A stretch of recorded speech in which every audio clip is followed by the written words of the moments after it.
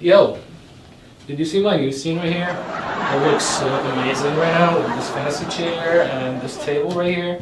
I look so fancy, like I cannot. Oh wait. We are live. Hold on. Welcome back, everyone, to the second episode of iAliOS show.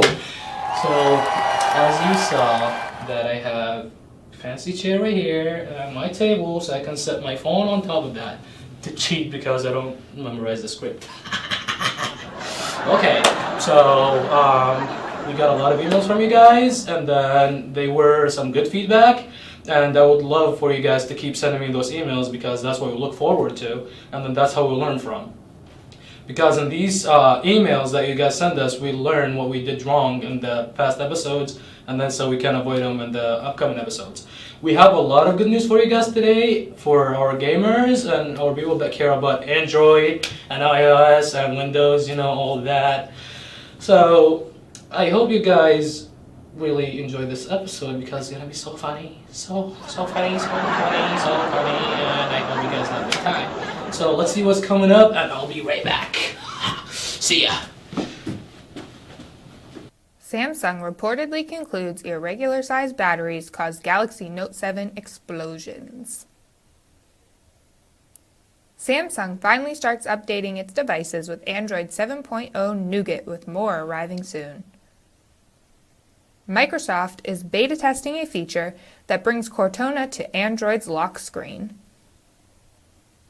Supermario Run will come to Android in March. Pokemon launches Duel, a new free iOS and Android strategy battle game. Welcome back, homies! So what we're going to talk about today, first is the news about our lovely Note 7 phones and why are they exploding.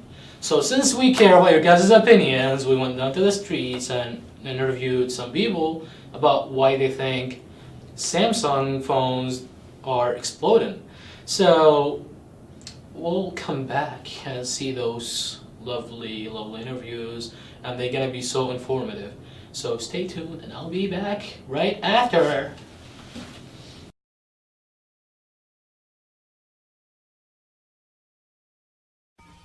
I think because Samsung is just, Samsung, it's like Samsung, you know what I'm saying? Well, let's stop for a moment here. Did he just say Samsung is Samsung? Really? So we spent all of that time recording that guy, and he just said Samsung is Samsung. Like, come on, man, what are we doing here? Why are we wasting our time? But let's finish those interviews. Sorry to bother you guys. I know you want to keep watching the rest, so I'll be back after.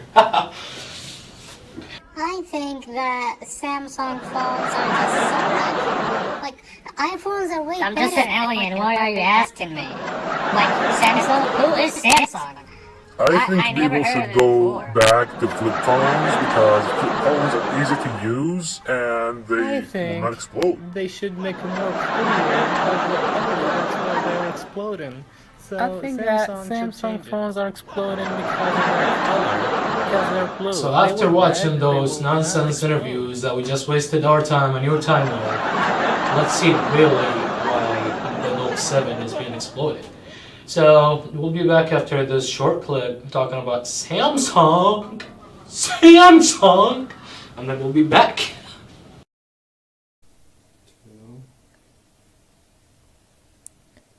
Samsung reported that wrongly sized batteries were what made some units combust.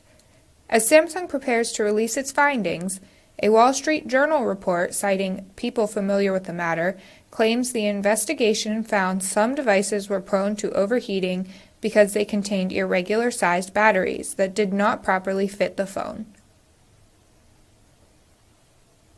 Beyond the core assessment, the journal wrote that Samsung's report also found that further manufacturing problems impacted so-called safe devices, which ultimately caused a full recall. However, the replacement units were deemed unsafe too, after a number of incidents, and the Galaxy Note 7 was recalled in full and killed off for good. According to the journal's sources, ATL's move to ramp up production led to unspecific manufacturing issues within its output, which forced the full discontinuation. Samsung has since said that 96% of Galaxy Note 7 phones have been returned thanks to extensive efforts to recall devices that include an update that bricks devices and airline warnings. But the entire saga is estimated to have cost it around $5 billion, not to mention dented its brand among consumers. Post Note 7, Samsung is introducing a more detailed testing regimen for its products to increase the level of inspection and raise quality assurances, according to the journal's report. That, the paper said, has been presented to government and regulatory officials in Washington, who are said to have responded positively. So after all of these explosions, the problem was the battery. Unbelievable. Unbelievable. OMG! So speaking of Samsung, did you know they're releasing the nougat on the Galaxy S7 and the S6? That's like really, really amazing. After 200 years of releasing the nougat, it's now coming up on the S7 and the S6. Why wait until now to release it? Let's see the short video and then we'll continue our discussion and then we'll see what we can do and what are the suggestions. I'll be right back. Back in November, Samsung announced preliminary plans to start testing Android 7.0 on its latest devices. For the second year in a row, the company was mostly testing the waters early on, asking a select group of interested early adopters to test the update via its Galaxy Beta program. All these months later, the almost latest version of Google's mobile operating system is finally starting to arrive on Galaxy S7 and S7 Edge handsets. And now that the company's got all that squared away, it's going to go ahead and sprinkle a little more nougat on a smattering of its other Galaxy devices at some point during the first half of the year. The list of compatible includes the Galaxy S6, Galaxy S6 Edge, and S6 Edge Plus, Galaxy Note 5, Galaxy Tab A with S Pen, Galaxy Tab S2, Galaxy A3, and Galaxy A8. More could be on the horizon, of course, but that's the list for now.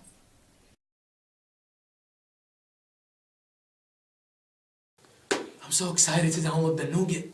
But wait, there's a problem again, which is the nougat 7.0 have an issue that will drain your battery so you cannot use your phone. So that means we'll be out of Instagram, Snapchat, and stuff taking selfies for a while. So we have to wait until the 7.1 comes on. And the 7.1 is supposedly be better. So hopefully that will solve our issues with the Android system. So enough talking about Samsung and all that stuff. Let's talk about something amazing here. Let's talk about Hot Lady that we always ask when we have any problems, and then we all have it on our laptops. So let's talk about Cortana. And apparently Cortana is not only on Windows, but now it's on the Android. So we'll see what Cortana have for us, and we'll be back after this video. If you're enrolled in the beta version of the Cortana app for Android, you've already got access to one of its most interesting updates in recent memory. As spotted by MS Power user, Microsoft has introduced a feature that brings its A1 Assist front and center on Google's mobile OS. Enabling Add Cortana to my lock screen will add a shortcut to the app directly on top of a user's existing lock screen, similar to what many Android manufacturers have implemented for their own camera apps.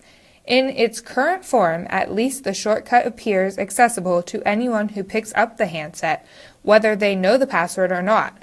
The play here for Microsoft is pretty straightforward, finding a new mobile avenue for the proliferation of its assistant as it continues to struggle to find a way forward with its own mobile operating system ambitions. By bringing Cortana to the front, the company is no doubt hoping some users will opt into its offering over Google Assistant.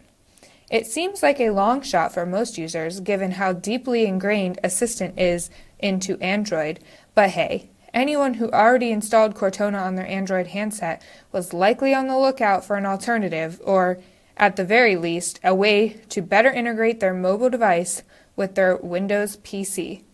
For its part, Microsoft also issued a pretty large upgrade to its Cortana app for Android and iOS just last month. No word on whether the feature is planned for the latter, but it's easy to imagine pushback from Apple should Microsoft get more aggressive with its personal assistant.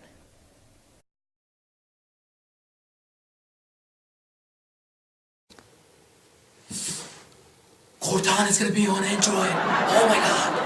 I'm so excited to use Cortana now. Like I barely use it on my PC, but now I'm gonna use it on the Android. I'm so excited. So I'm gonna be using Cortana instead of Google. So wait, what? So I'm gonna have Windows system on Android? That's confusing. Is that just Cortana, or there's something new coming up? Because that's the most confusing thing on earth. So you're telling me, okay, Google is going to be on Windows phones in the next couple of years, or Siri is going to be on Windows phones, or Siri is going to be on Android, and then, okay, Google is going to be on Windows phones, and then Cortana is going to be on the iOS. What is happening here? Am I just confusing myself, or you guys are confused too? Because like that's the most confusing thing ever. So let's see this video, and then we'll talk. Hi, I'm Cortana.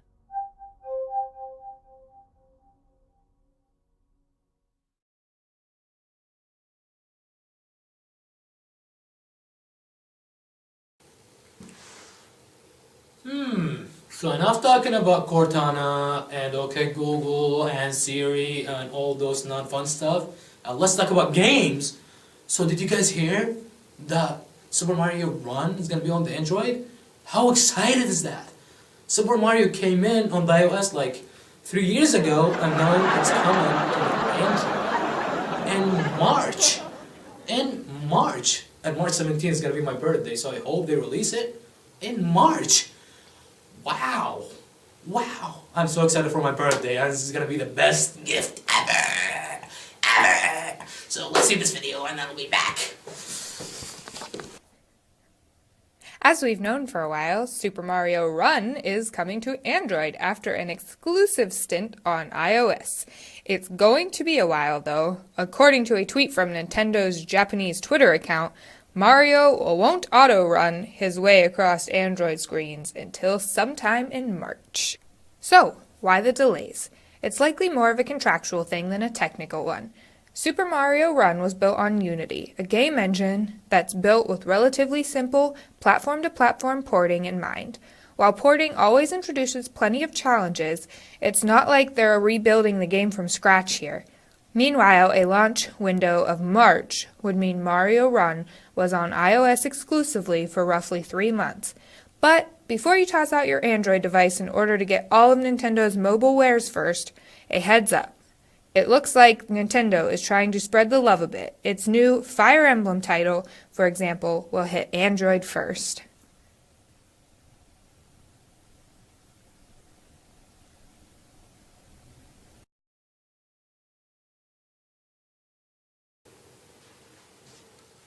No!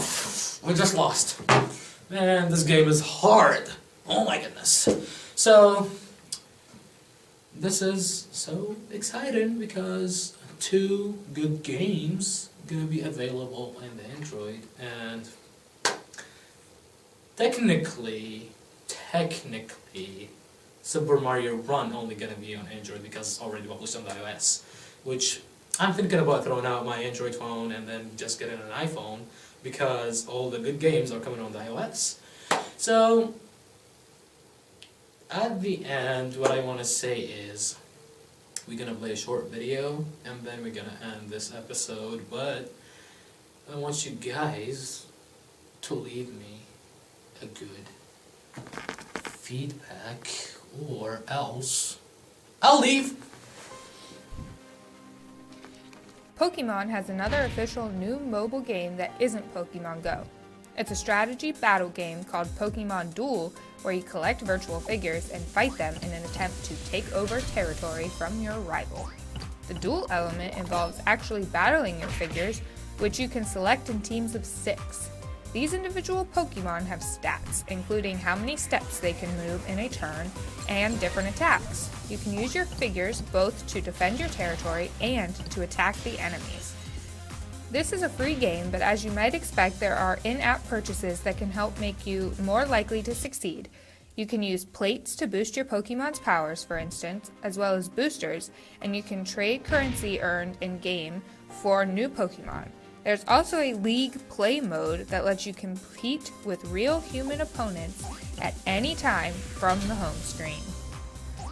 Those figures look an awful lot like Nintendo's Amiibo, the NFC-enabled figures that work with games on the Wii U and 3DS, as well as on the upcoming Switch, but no compatibility with those real figures are announced yet.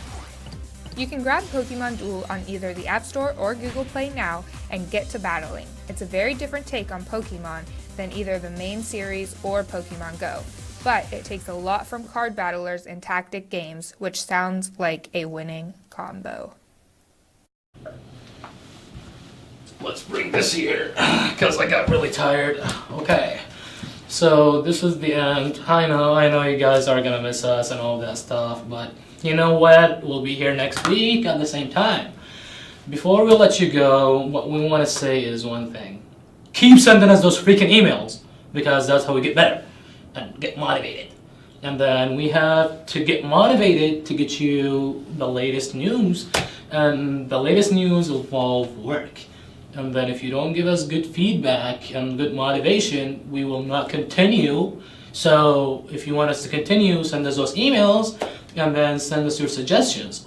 So if you guys really enjoyed this, subscribe and comment below, and then like this video. And then we'll see you guys on the 3rd episode next week. So see you guys and have a good one. I gotta go.